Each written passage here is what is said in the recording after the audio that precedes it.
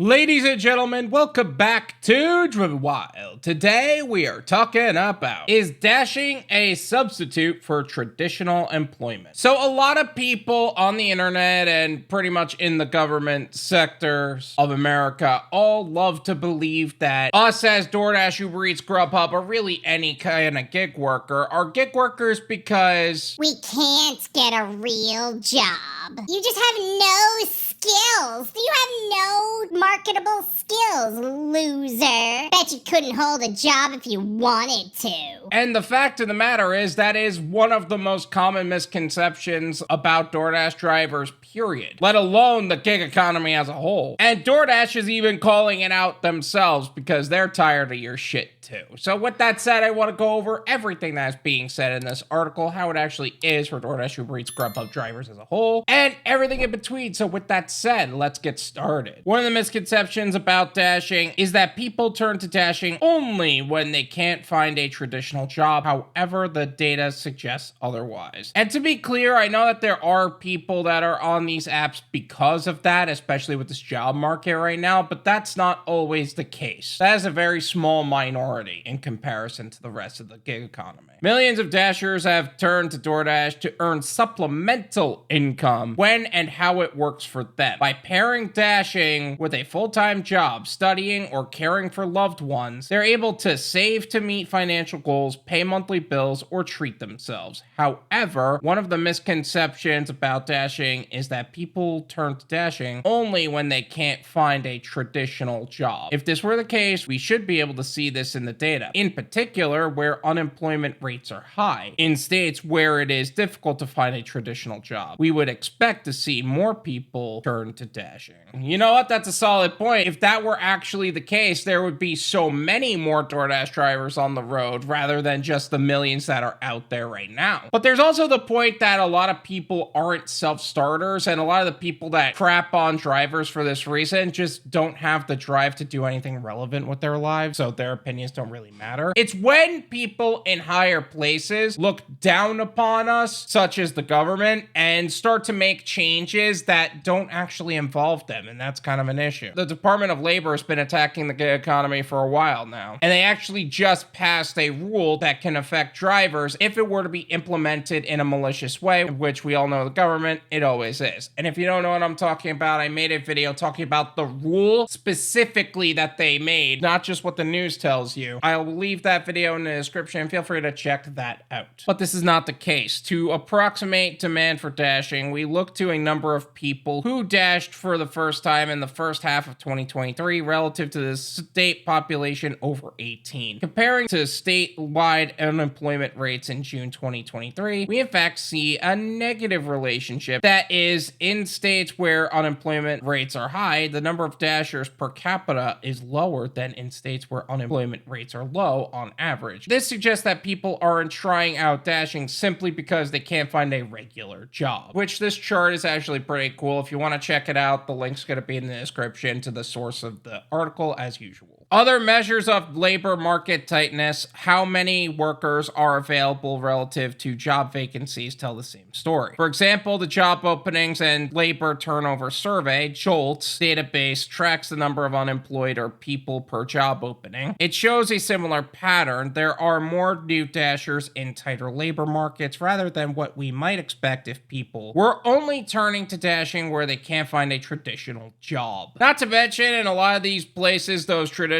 jobs don't actually pay all that well too. So the point of actually stating something like that is moot. This is also consistent with what dashers themselves tell us. In 2023, only 4% of dashers surveyed said that they chose to deliver with DoorDash because they were not able to get other kinds of work. In the second quarter of 2023, dashers averaged less than 4 hours per week on delivery, with 90% spending less than 10 hours per week on delivery. This is because for most, dashing is a supplemental income stream, not a replacement for a 9-to-5 job. In fact, 61% of surveyed dashers have full or part-time jobs or are self-employed. Others may not have a full or part-time job, but still have other responsibilities, such as students, 8%, or stay-at-home parents, 10%. 3/4 of Dashers say that less than half of their household income comes from dashing. Think about that for a second. 61% of Dashers have full or part-time jobs or just self-employed in general. They're using this as an income bridge to what would be a long-term goal, not the goal, which none of these gig apps should be. No offense to DoorDash or any of these apps, but realistically speaking, you should not look to work for the rest of your life. Develop an exit strategy. Diversify your gig portfolio. Start your own gig that is not dependent on any singular company. And make sure you find a way to make money that's independent of your activity. Realistically speaking, you cannot work forever. And those who are students or stay-at-home parents, what about home care workers? I don't feel like that was talked enough. People who have to take care of the old people in their life, or the people in their life that they cannot help otherwise. Things to that effect. To further explore the extent in which dashing is supplemental, we can also compare the new dasher share of the adult population with the average salaries in each state. If dashing is largely supplemental, we might expect more people to turn to dashing when their salary from their traditional job doesn't stretch quite far enough. The data support this hypothesis. Where the average salary is lower, the share of new dashers is higher. This suggests that where a full or part-time job is insufficient, people are turning to dashing to supplement their incomes. Okay, quick note for a second. The fact that there are so many people who are making 55, 65, 75,000 a year that can't make ends meet says a lot more about the economy and inflation and deflation and disinflation as a whole, rather than just how DoorDash is. If any law were to cancel the gig economy, that would destroy the economy as a whole. Like, it would literally annihilate most Americans. Academic researchers reached similar conclusions in 2019. A paper using IRS data concluded that overall, our results offer no evidence that traditional full-time jobs are being replaced by non-employer gig work. However, we document that taxpayers are increasingly likely to have supplemental income from independent work, especially in the online platform economy. This holds in more recent years as well. In 2022, the New York Times reported that conventional employment opportunities abound, but online platforms still have appeal or flexibility for additional income. And a recent paper from the Federal Reserve Bank of Boston finds that only 11% of the respondents indicated engaging in gig work for primary income, and the average monthly earnings from gig work amounted to about 12.5% of their average monthly household income. 11% engaged in gig work as a primary. So most of us are simply doing this as a side hustle, or simply doing this as supplemental income, not a primary income. So when rules are starting to come into play that are trying to shift us into an employee status, that is literally only helping, and I use the word helping loosely, 11%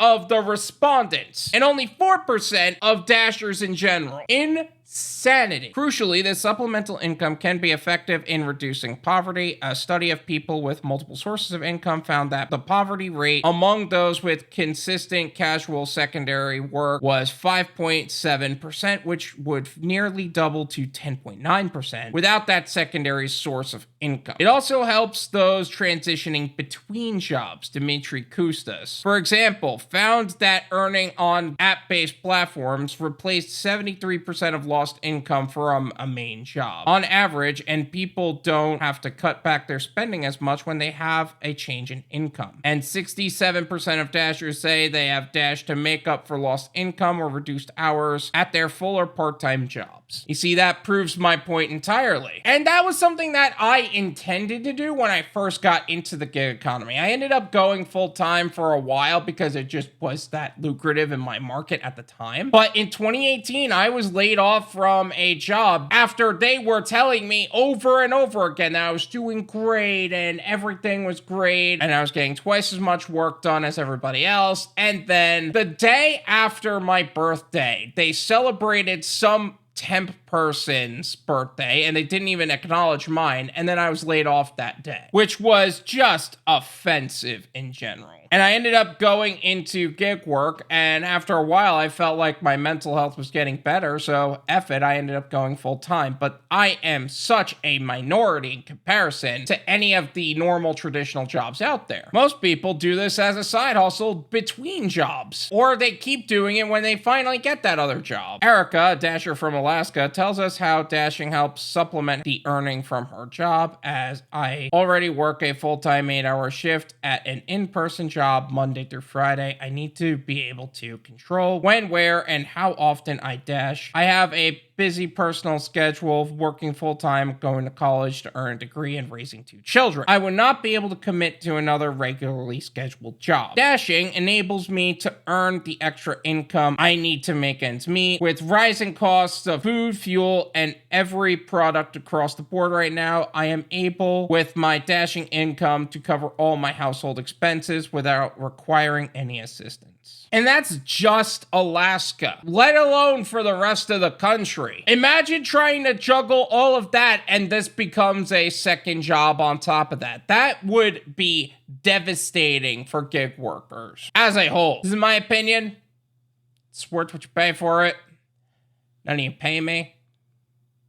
There you go. Is dashing a substitute for traditional employment? In most cases, no. Can you get away with doing this full time and multi-apping and everything else? Depends on your market. Some markets really are that lucrative. And with the economy being the way it is right now, why wouldn't you want to make as much money as possible and then save and invest and hit some financial goals along the way? Whether you use DoorDash, UberEats, Grubhub, Instacart, whatever app really to do that is not the point. The point is that you're making an income that is outside of a normal job, especially with how normal jobs tend to be a lot of the times. If you hop on TikTok at all, you'll see a bunch of people complaining about how terrible their job is. Like, seriously, why would I want to participate in that? And of course, things are going to be different from market to market. Some people might be able to get away with it in California or New York or Florida, but may not be able to get away with it in a rural area, or may not be able to get away with it in a small town suburban area. It depends on who you are and what you do. Everything is location dependent, everything is market dependent. But either way, whether you have a normal job, just full-time gig work, or otherwise, even if you're not doing gig work and just have a W-2 job, you should have an exit strategy in mind. Gig work, and really any job as a whole, is an income bridge to what would be a long-term goal. It's not the goal. You can't spend the rest of your life being dependent on a singular source of income. It's irresponsible to do so. Oh, you get laid off from your job one day. Bam, it's over. Oh, you turn to DoorDash to end up helping you make money between jobs. And for some reason, you're having a hard time getting another job, but you're doing DoorDash anyway. Deactivate out of nowhere. Mass deactivation hits. Now what? I'm saying get prepared now in case something does happen, so that way when that thing happens, you're not worried about how much money you're making, because you already have an income that is growing and that is independent of your activity. Whether that's an online business, whether that's a more brick and mortar business that you're working on, maybe you're just investing more and making money from dividends and capital gains, whatever that looks like for you. Maybe you're getting into real estate. Either way, the point is that you find a way to make the most amount of money in the least amount of time in the safest possible way. So that way you are financially secure, because no one is going to look out for your financial security better than